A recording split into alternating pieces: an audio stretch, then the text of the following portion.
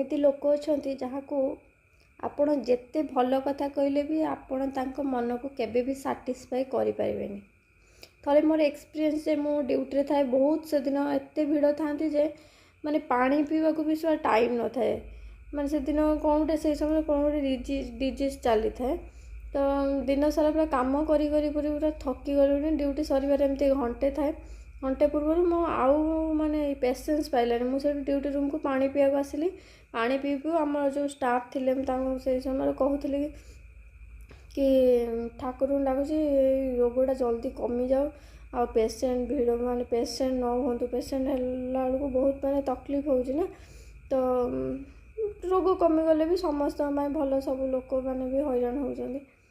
तो सहीठू साइड्रे जड़े लोक ठिया होते से दौड़ सी आसिले पूरा रागी जाई। तुमर तो बहुत भल ना रोग कमीगले तुम ये बस आराम कर।